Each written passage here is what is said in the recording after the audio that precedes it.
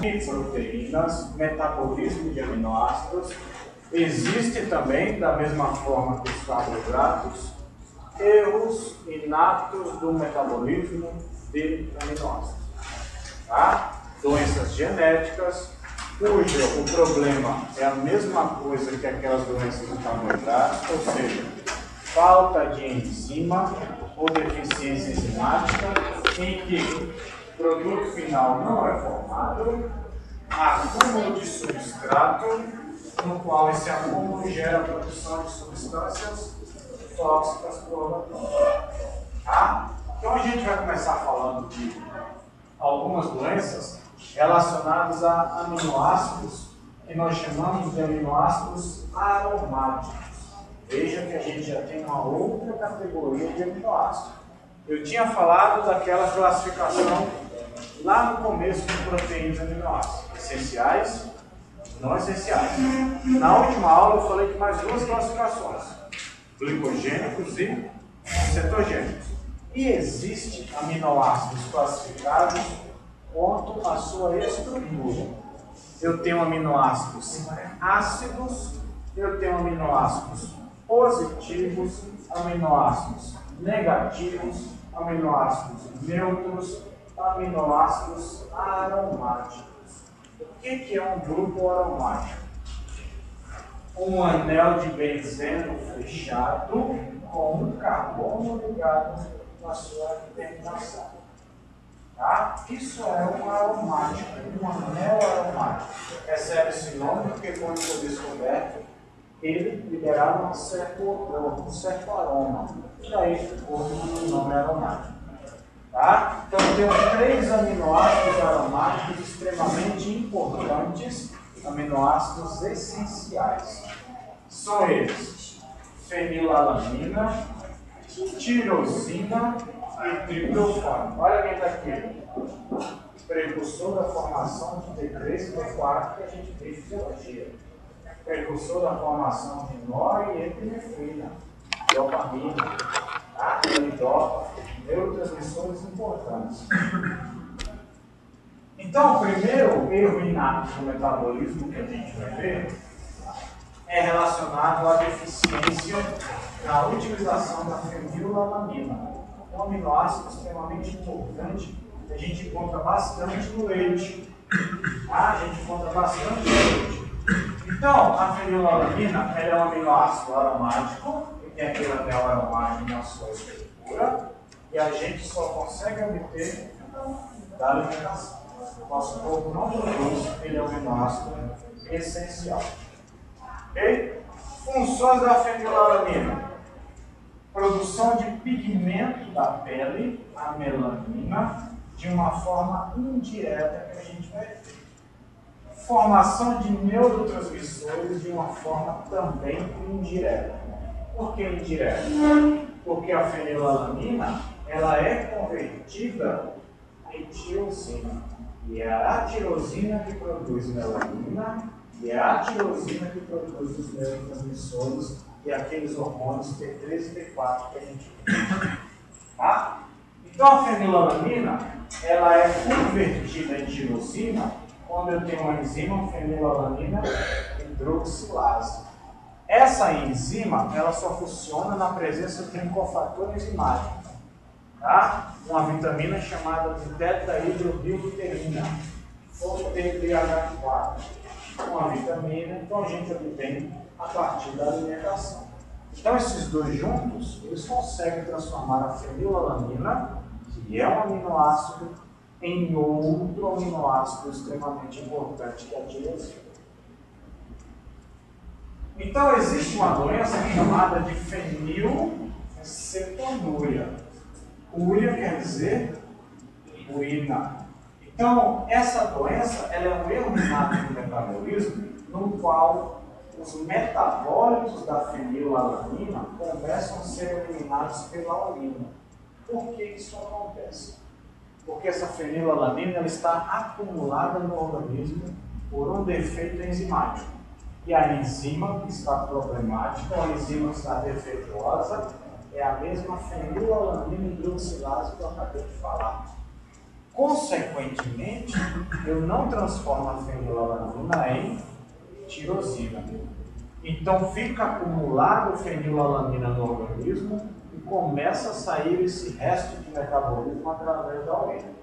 Tá? Então, a fenilcetonúria é uma doença, é um dos erros inatos do metabolismo mais prevalente no Brasil e no mundo.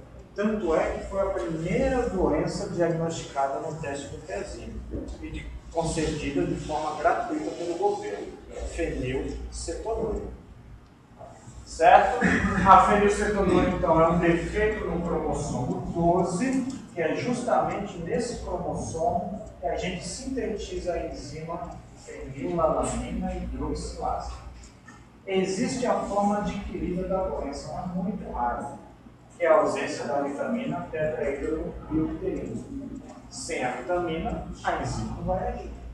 Tá? Mas é muito pouco provável que isso aconteça. Mais prevalência, doença genética, no qual o indivíduo fenilcetonúrico não produz a fenilalanina hidroxilase. E aí, a fenilalanina não consegue ser transformada em tirosina. Certo? A fenilalanina hidroxilase, então, uma vez ausente, faz com que a tirosina não seja formada e que a fenilalanina ela caia numa rota alternativa. Tá? Existem as formas genéticas da doença. O indivíduo portador que não apresenta os sintomas, mas que se ele doar o alelo defeituoso e cruzar com o outro defeituoso, ele vai gerar uma criança fenilcetonúrica.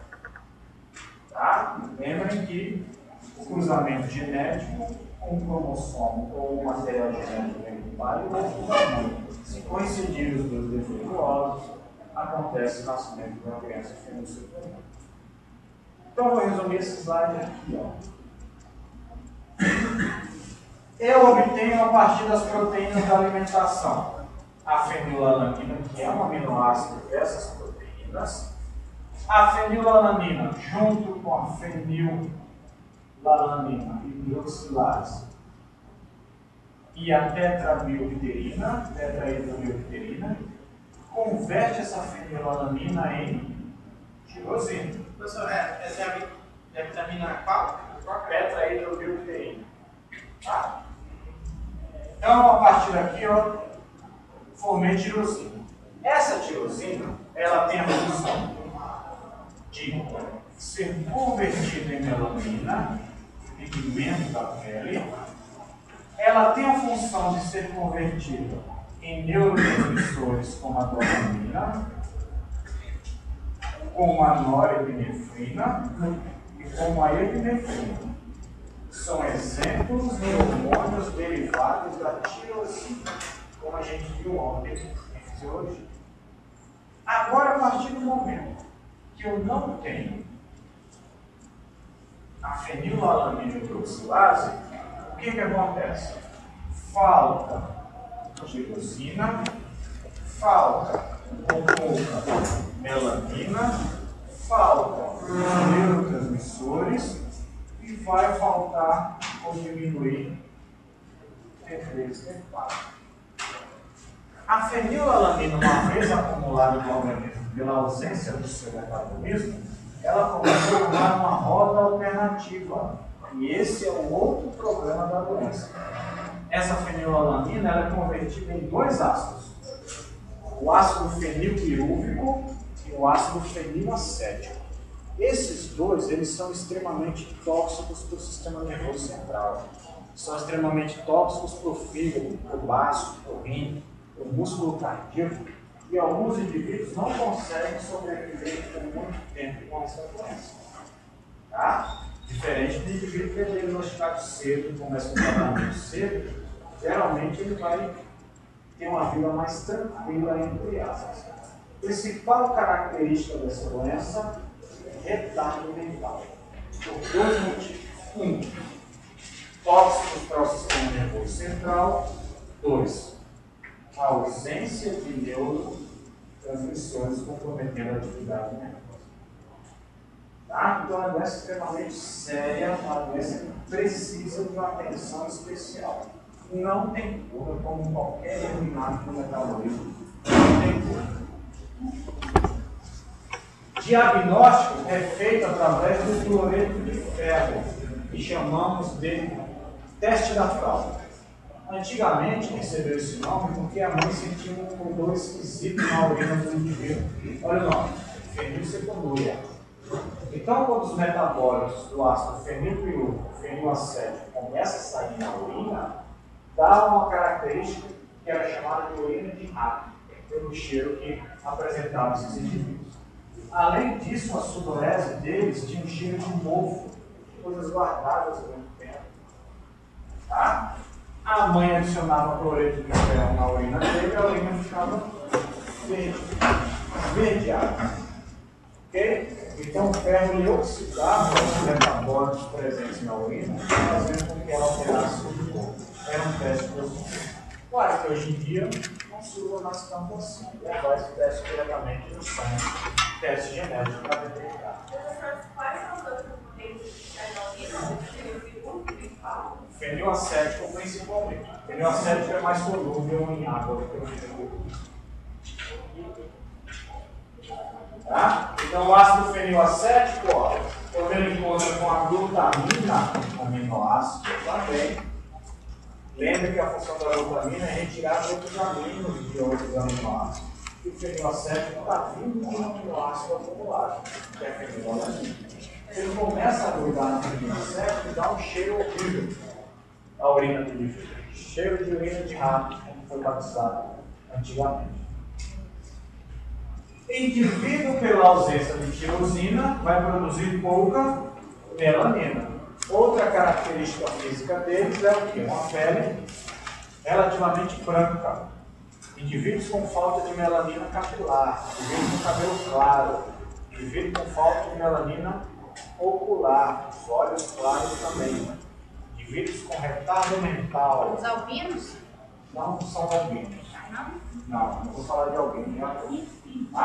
Indivíduo com retardo mental pelo comprometimento do sistema nervoso central, da falta de neurotransmissores.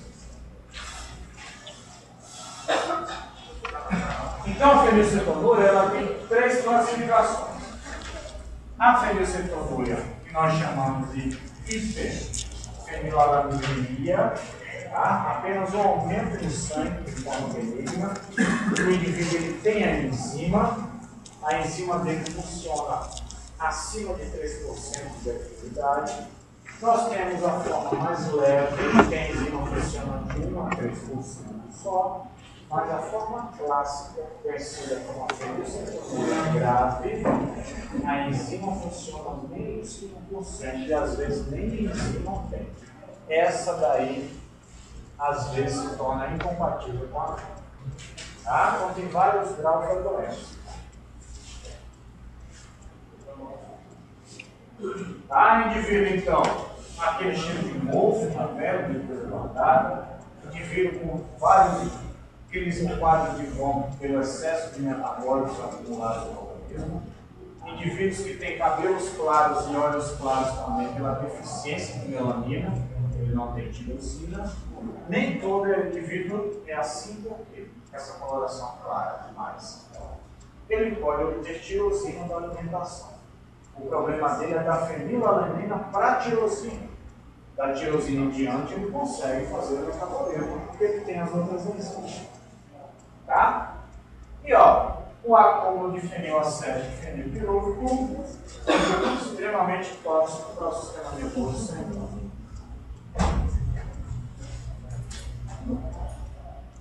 Diagnóstico, então, vocês já viram, como a gente comentou lá, é feito gratuito, obrigatório, preconizado pelo Ministério da Saúde. Toda criança tem direito ao nascer a fazer o teste do pezinho. E a fenilcetonúria está incluso um dos 4 testes que são gratuitos. Fenilcetonúria, anemia falciforme, fibrose cística, tá? E hipotireoidismo congênito também. esses conseguem ser feitos a partir dali.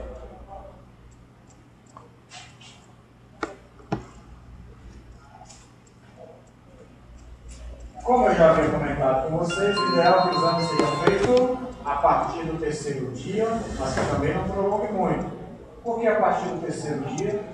Porque a criança ainda pode estar trazendo os elementos da mãe. Espera que ela produza os seus próprios constituintes para o teste não dar falta e negativo. Tá? Para que o teste tenha fidelidade. Não dê negativo para uma doença, sendo que a enzima que está presente nele não é dele, ainda é da mãe. Então espero que o teste seja feito aproximadamente após o terceiro dia. Eu coloquei 48 horas aqui, mas a partir de 72 horas é um tipo de teste que, dependendo do laboratório, é necessário que a criança faça a ingestão de leite. Na hora que ela obtém o leite materno, tem fenilalanina, ela começa a produzir a hidroxilase para converter em tirosina. Se ela tomar o leite e não produzir a hidroxilase, o teste pega na hora a ausência da enzima. E aí depois vão fazer testes mais específicos. Lembre que é uma triagem. Triagem neonatal. Vai afunilando. O que é um exame de triagem? Você pega um exame extremamente amplo, aquilo que der positivo em um deles, você vai para aquele mais específico. Tá? A triagem serve para fazer a primeira seleção. Tratamento, retirada de elementos que contêm grande quantidade de proteínas. Por quê? O fenilalanina é um aminoácido que está presente em grande escala de várias proteínas. Carne, leite, se eu falei que tem que dar positivo tomando leite, esse indivíduo não pode fazer ingestão de leite, tá? Ovos, alguns grãos, tá? Alguns elementos à base de soja também. Tem que ter cuidado, porque hoje em dia a gente faz, obtém produtos à base de soja, mas nem sempre a soja pura. Geralmente a soja vem misturada com outra coisa ali, para dar consistência, para dar um sabor parecido ao determinado alimento, e assim vai sucessivamente. Hoje em dia existem alimentos com ausência ou com baixa quantidade de fenilalanina. São alimentos um pouco mais caros, tá? Nem em todo lugar a gente consegue encontrar. Existe um gel nutritivo, crianças se alimentam à base de gel. E esse gel ali, ó, PKU é o símbolo da fenilcetonúria em inglês. Tá? Fenilcetonúria é gel. O gel nutritivo para ele. Já tem todos os nutrientes que ele precisa, sem a fenilalanina, para não comprometer a atividade metabólica. O alpinismo é diferente, apesar de ser parecido. Por quê? É um erro inato no metabolismo da tirosina. Você tem fenilalanina, fenilalanina hidroxilase, converte a fenilalanina em tirosina, mas daí para convertê-la em melanina, você não consegue. Você não tem a enzima que faça o caminho entre tirosina e melanina. Se a melanina que dá a pigmentação da nossa pele, o indivíduo ele vai ter uma hipopigmentação.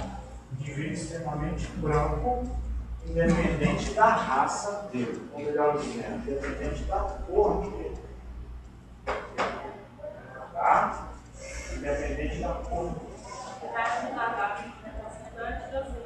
Oi? A tirosina que vai ajudar. A tirosina que vai ser convertida em melanina. Só uma curiosidade para vocês. Qual que é o correto para a gente falar do indivíduo? Cor ou raça?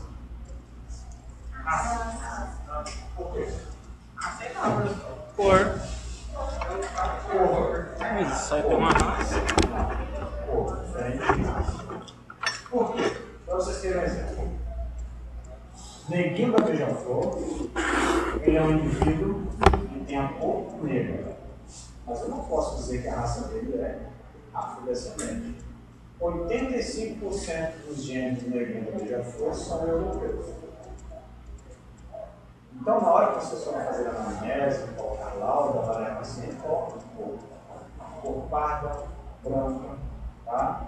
Cor vermelha, indivíduos asiáticos, cor amarela, cor negra, não coloca raça. Raça branca. O que determina a raça de uma pessoa é o material genético dele. Você não sabe o material genético dele olhando para ele. Tá? Tem que material fora, se for lá na análise genética. Eu posso ser africano. Ninguém sabe o material genético. Sabe? Cor. Certo? Então, ó, o indivíduo africano supostamente teria que nascer com uma coloração mais escura, mas olha a cor dele. Em algumas comunidades na África, as pessoas morrem, eles mandam matar. Mandam matar crianças que nascem brancas porque eles dizem que são filhos do dentro, filhos do capeta, uma coisa desse tipo assim. Matam eles, matam eles, tá? Fazem rituais para assassinar esses crianças. Fazer o tempo não dá para mandar morrer. Qual é o problema de que é? Fenilalanina, você tem hidroxilase. Você converte em tirosina. Ótimo. Consequentemente, você não vai ter essa rota alternativa. Porque a fenilalanina está sendo convertida em tirosina. Então, problemas nervosos, neurológicos, nesse ponto aqui não vai existir. O defeito é em uma enzima chamada de tirosinase. O indivíduo não tem a tirosinase que converte a tirosina em melanina. Mas ele tem a enzima que converte a tirosina nos neurotransmissores. Que é uma enzima chamada de tirosina hidroxilase. Daqui para cá ele tem. Ele tem T3 e T4. Mas o problema é só a tirosinase. O que eu quero dizer com isso? Não precisa ter, aliás, não se deve ter preconceito com o indivíduo albino achando que eles têm algum distúrbio mental. Não tem. Tá? Eles não têm elementos tóxicos e eles têm presença de neurotransmissores. O problema do albino é a pigmentação da pele. Esse é o grande problema dele. E é isso que leva ele à morte por causa da incidência de câncer de pele. Ele não tem proteção nenhuma, nem contra a lâmpada desse tipo. Tá? Tem que usar fator protetor solar até a noite. Até meia-noite, quando está a maior lua cheia do mundo, tem que usar protetor solar. Certo? Professora, aí no caso dos olhos deles não é estrabismo, né? Destaque. E ó. Por que o indivíduo albino tem todos? Tem os olhos com essa condição, por exemplo. Não consegue fixar um ponto, um objeto fixo. No momento da embriogênese, quando a gente tem um feijãozinho dentro da mão, a inervação, os pontos em que o nervo óptico tem que incidir no olho da pessoa, quem coordena essa inervação é a melanina. A melanina que vai dizer aonde o nervo óptico vai ter que ser inserido no olho do indivíduo. Como ele não tem melanina, ele perde essa capacidade de fixar o olho num ponto único. Tá? Eles têm um grande problema de acuidade visual também. Observe que eles leem muito interno, não conseguem ter muito ângulo de visão. Então, uma característica de estágio. Tá? Astigmatismo, quando eles observam dois pontos no fundo do olho, no fundo ocular. Então, a terminação nervosa óptica dele é comprometida. Proteção do indivíduo, fatores de proteção solar e usar óculos escuros porque ele não tem melanina ocular. Falando nisso, existem vários tipos de albinismo. Tem indivíduo que só não tem melanina nos olhos, que é o albinismo ocular, só não tem melanina no cabelo, que é o albinismo capilar, não tem melanina na pele, que é o albinismo dermatológico, o albinismo dérmico mais fácil. Tem gente que não tem Quem tem só aquele problema do olho também é um tipo de albinismo? Assim? Não, às vezes não. Tá? Só se for extremamente claro, com aquele fundo vermelho. Mas eu tenho uma colega que trabalha lá no hospital, o dela só tem que daquele jeito. Ele não para. Tá nervosa. Olha lá. Tá? Inclusive, existem alguns que são extremamente inteligentíssimos. Não tem comprometimento nervoso nenhum. Hermeto, Pascoal, Silvio, todos eles são alunos. Excelentes músicos. Triptofano. Outro aminoácido extremamente importante, aromático e que originam dois elementos que fazem parte do nosso ciclo circadiano. As funções fisiológicas no período de 24 horas. Serotonina e melatonina. Serotonina tem função para dar vigor. Tanto assim, melatonina, um hormônio que é produzido durante a noite. Tá? Então, o triptofano ele dá origem a esses dois elementos, além de outros também. Mas os principais dos triptofanos são esses dois elementos aqui. Serotonina. Serotonina é o que, professor? Aminoácido. Ou neurotransmissor. Triptofano ele é diferente dos outros aminoácidos fenilalanina e tirosina. O triptofano ele é considerado um aminoácido tanto essencial quanto não essencial. Tá? Eu consigo converter triptofano dentro do meu corpo porque ele é glicogênico e cetogênico. Se eu adicionar um grupo amino, por exemplo, a um piruvato, eu consigo, por reações enzimáticas, transformá-lo em triptofano, ao invés de alanina. Ele é um aminoácido cetogênico, porque se eu pegar elementos do corpo cetônico e adicionar um amino, por reação metabólica, eu consigo transformar em triptofano. É trabalho.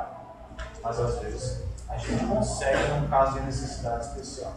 Se eu retirar o amino do triptofano, ele pode ser intermediário do Krebs, pode ser intermediário da cetogênese. Tá? Para o triptofano, eu faço uma isomerização dele, altero seus constituintes de lugar, converto ele em alanina, retiro o grupo amino, ele vira piruvato, glicogênio.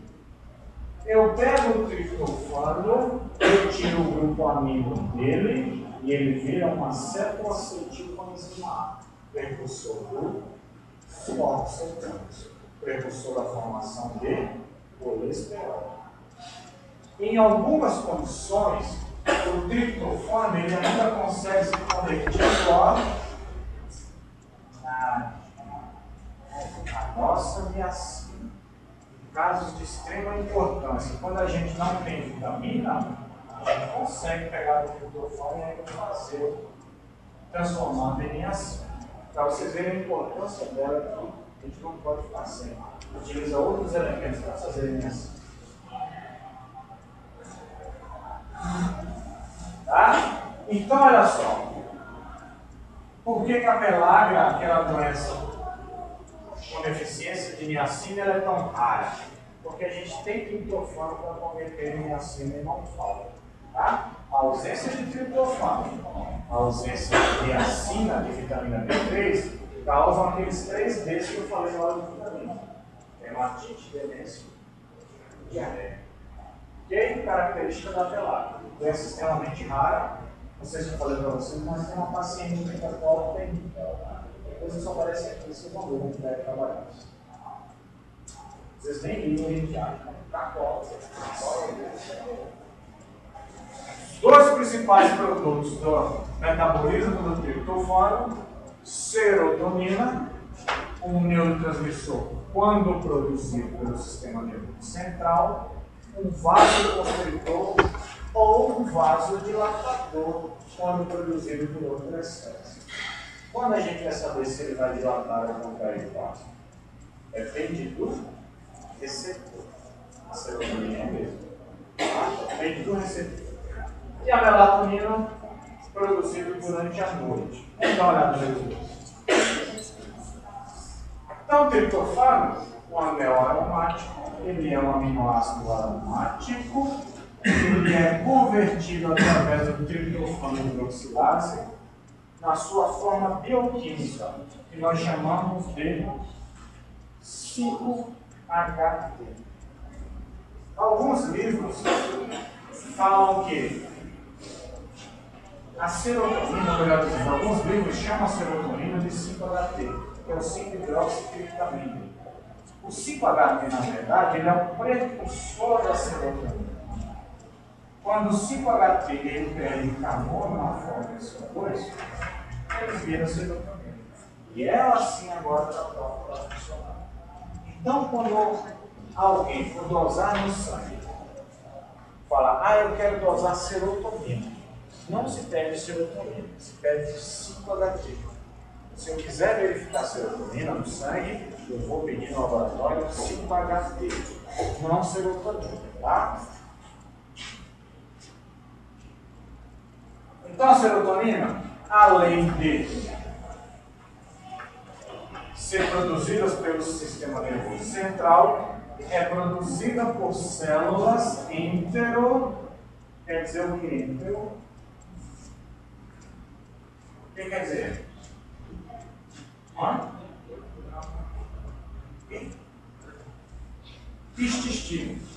Intestino, tá? Enterocromatíneas. Células enterocromatíneas do intestino delgado, principalmente. Então, essa serotonina produzida aqui no intestino delgado, ela auxilia na contração do intestino para empurrar o alimento, auxilia na vasodilatação dos vasos para a reabsorção do alimento no intestino. Tá? Antigamente não se sabia muito a função da serotonina na região intestinal, mas descobriu-se que a presença dela impede características inflamatórias do intestino, auxilia na contração e faz dilatação dos vasos para absorver mais alimento ou nutrientes do alimento. Serotonina é produzida por plaquetas. Para quê? A agregação plaquetária durante o ferimento, durante o corte, durante o extravasamento de sangue. Ela chama outras plaquetas para a região onde está tendo a hemorragia. E pelo sistema nervoso central, produzida pelos neurônios serotoninérgicos. Neurônios que produzem serotonina, serotoninérgicos. E a função da serotonina no sistema nervoso central, bem-estar, bom humor, prazer.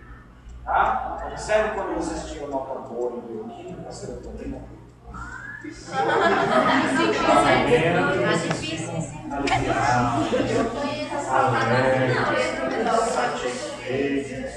Diminuição de serotonina leva a quadros depressivos.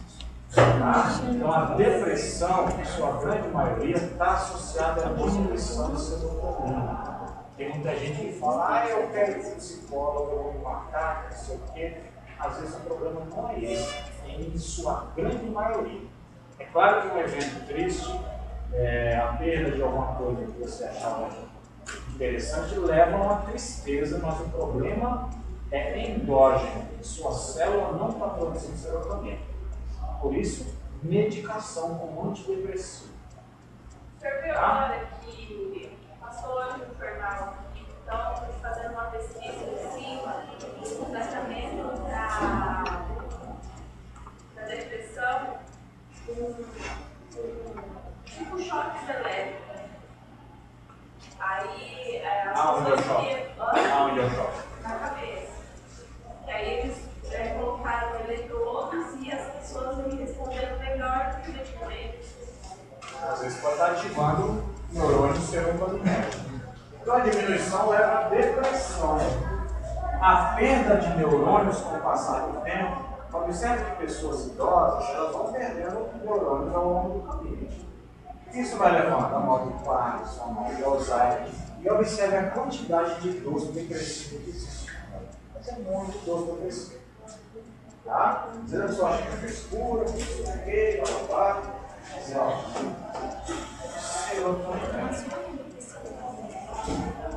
tá? Sistema nervoso central, a gente vai falar em inglês. Mas qual que é? Repete pra mim, qual que é a função de serotonina no intestino? Pelas células endoplasmáticas. Ela vai... Contração do intestino, impedimento de inflamação intestinal pela presença de alimento, ácidos e descontrole de pH, e aumento da circulação intestinal para absorção de nutrientes. A serotonina tem 4 receptores também.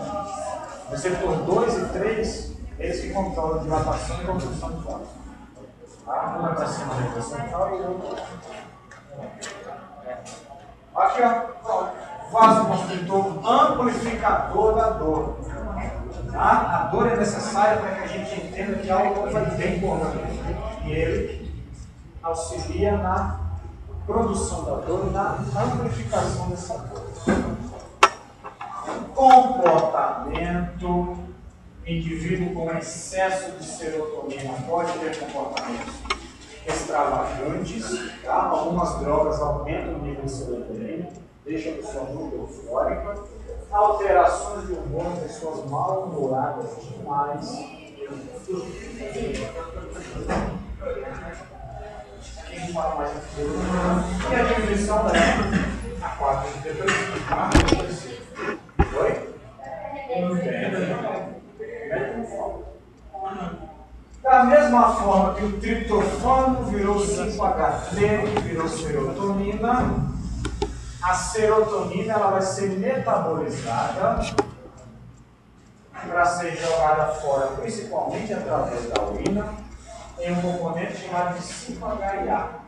Se você quiser dosar a serotonina, você pede 5-HT. Se você quiser verificar os metabólitos da serotonina, você pede 5-HIA, 5-hidroxiacetato, tá? Que é o resto de metabolismo da serotonina, por uma enzima chamada de MAO, monoamino oxidase.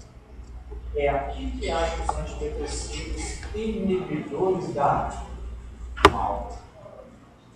Antidepressivos são inibidores enzimáticos, igual a gente viu lá na aula de ensino. Então, o antidepressivo vem aqui, ó. Se você inibe a MAO, a serotonina não vira 5-HIA. Você tem mais serotonina, o humor começa a melhorar. Tá? Então, os inibidores da MAO, você inibem a monoamino, mais serotonina fica presente ao invés de ser convertida no seu metabólico. Tá? Principalmente pela urina. Então, 5-HT você dosa no sangue, 5-HIA você dosa na urina. Em suspeita de tumores intestinais, de tumores que produzam uma grande quantidade de serotonina, como esse da foto, o indivíduo analisa a urina dele, vai ter uma grande quantidade de metabólico. É lógico. Quanto mais serotonina você tiver, mais você vai estar jogando os seus restos pela urina. Aí faz a dosagem de 5-HIA elevada. Pode ser suspeita de tumor intestinal de células enterocromatistas. Tá? Faz a endoscopia, faz uma colonoscopia, bate o exame de imagem e coloca o chão do exame. Certo? A serotonina, uma vez formada, ela acaba ganhando 2 carbonos da acetilcoenzima A. A coenzima A vai embora, só a acetil adiciona 2 carbonos. E aí ela é convertida em melatonina. 2 carbonos, posteriormente eu vou convertindo aqui em cima. A melatonina ela veio da serotonina e veio do triptofano. Então, se eu não tiver triptofano, eu não vou produzir serotonina, eu não vou produzir melatonina. Tá? Qual a função da melatonina? regula os processos fisiológicos durante o sono. Observe que durante o sono a sua respiração é diferente. Observe que durante o sono o seu ritmo cardíaco é diferente. Observe que durante o sono você controla a frequência cardíaca, a pulsação arterial, tá? Por causa desse hormônio de melatonina. E a gente só produz à noite, durante o sono. É ele que induz o indivíduo a sentir a sonolência que antecede ao ato de adormecer. Por quê? Pertinho do hipotálamo, eu tenho neurônios conectados a uma glândula chamada de pineal.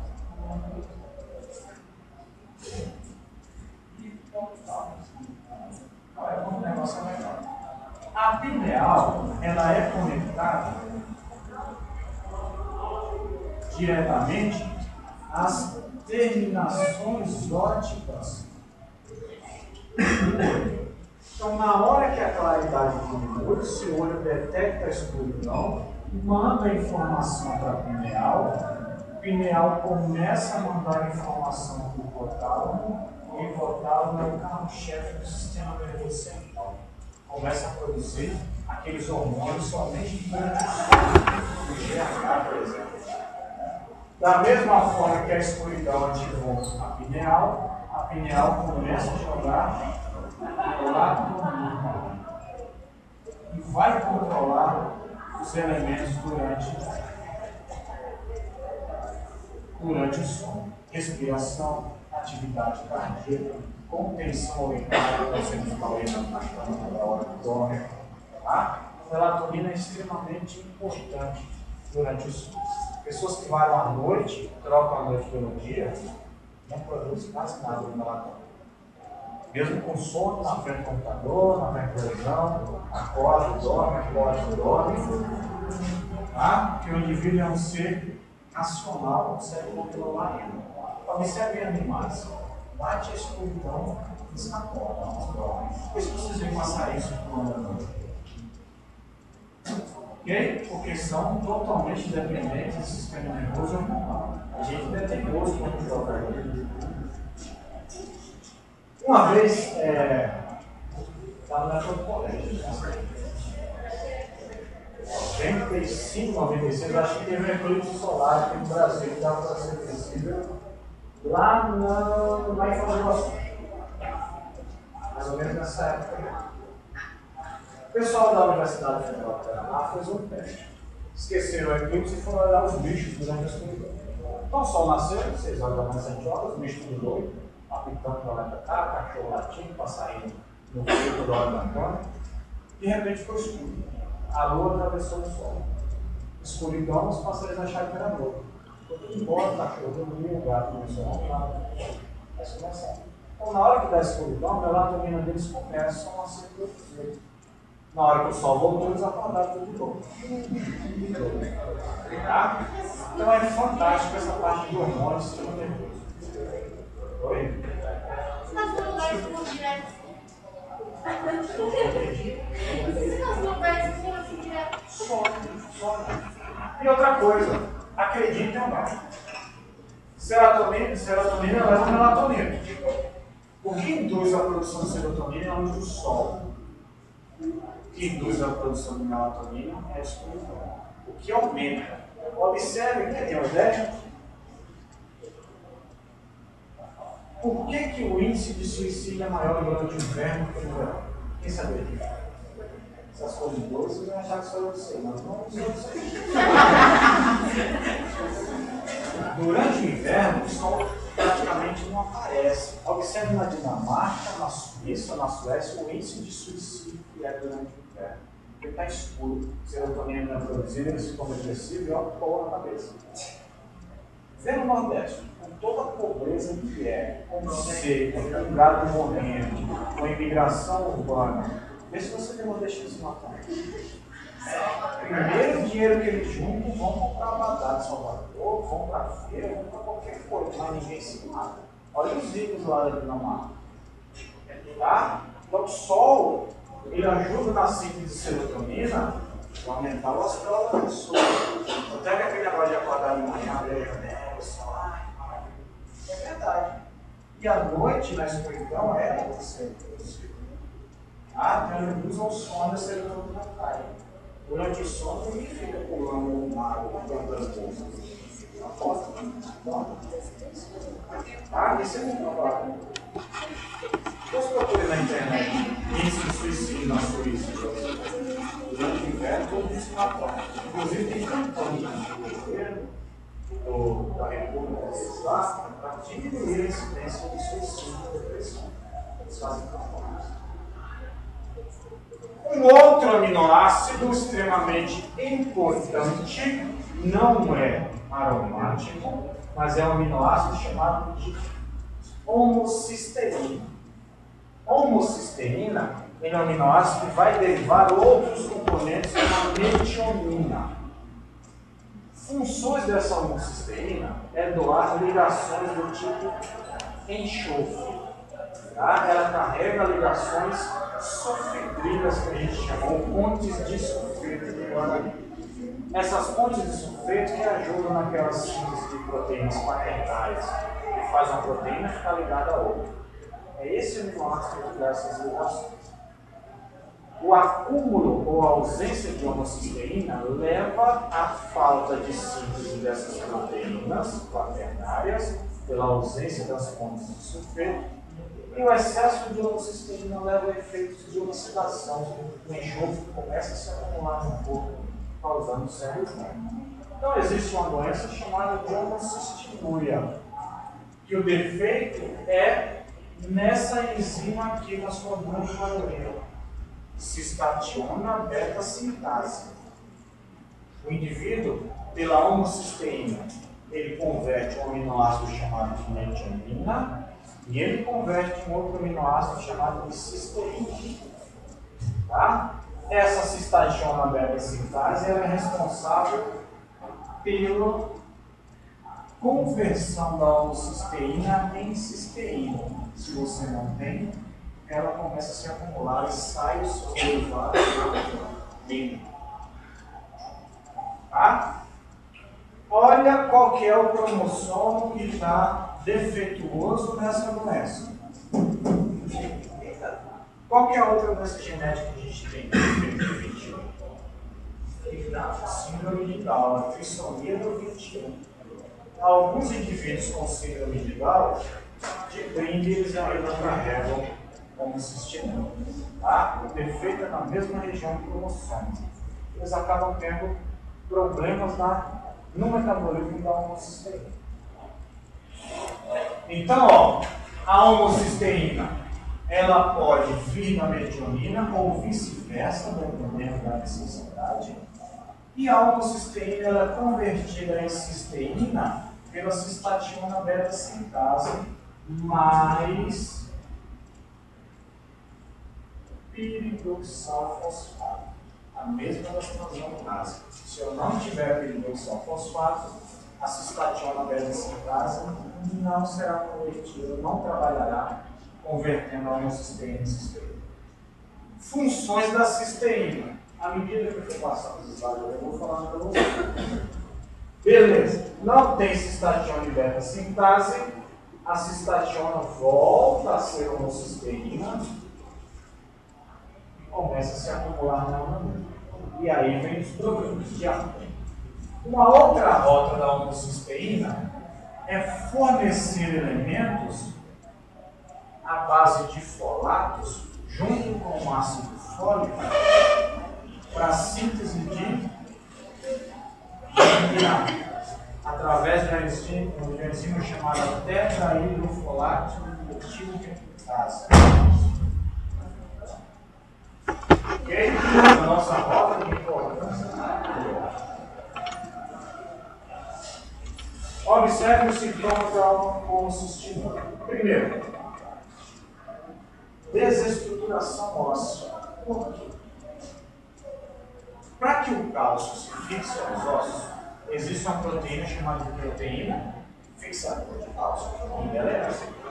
E essa proteína é totalmente dependente de cisteína.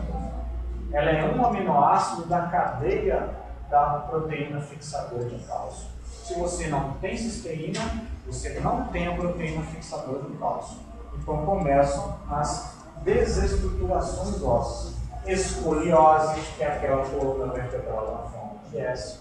Ou lordose, que é aquela coluna para trás. Ou cifose, que é aquela coluna. Tá? Arácnio quer dizer aranha. Dáctilo quer dizer dedo, dactilografia.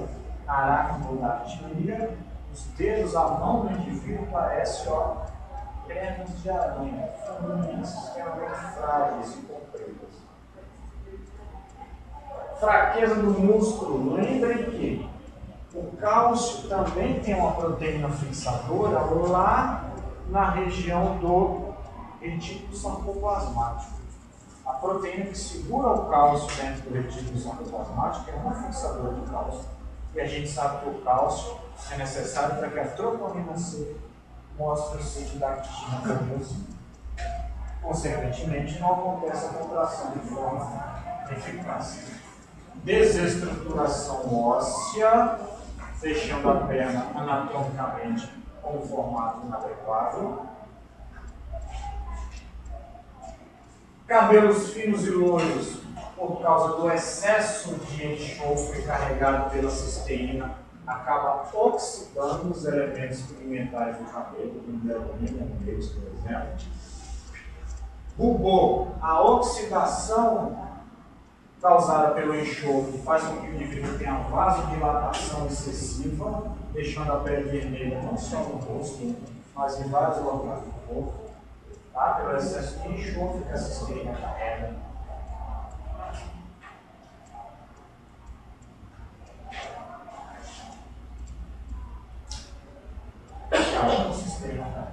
Retardo mental por causa da oxidação do enxofre no sistema nervoso central. Cristalina, a mesma coisa, acúmulo de homocisteína na região cristalina, levando à cegueira. E o pior de todos, que leva à morte por causa dessa doença, fixação do cálcio prejudicada. Olha os espaços, como se fosse osteoporose. Deformação óssea, peito escalvado. E ó, o grande problema é oxidação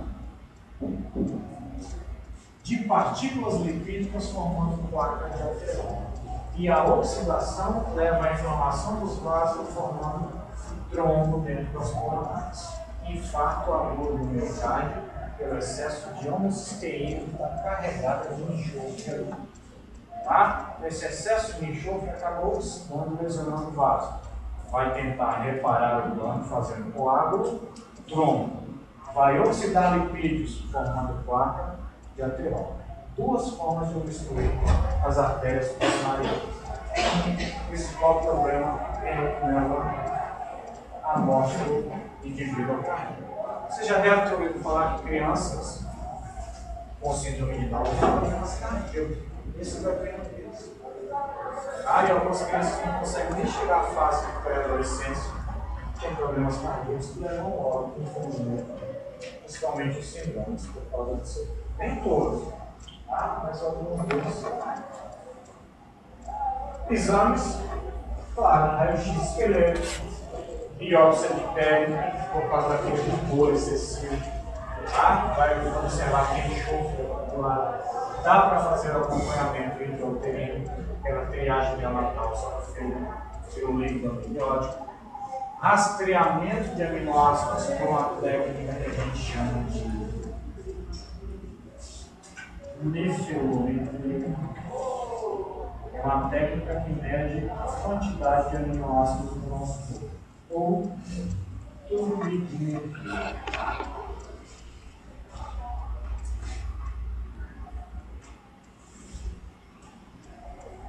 Tá? Exame oftalmológico, exames cardíacos, ecocardiogramas, eletrocardiograma. A prova é feita. Tá?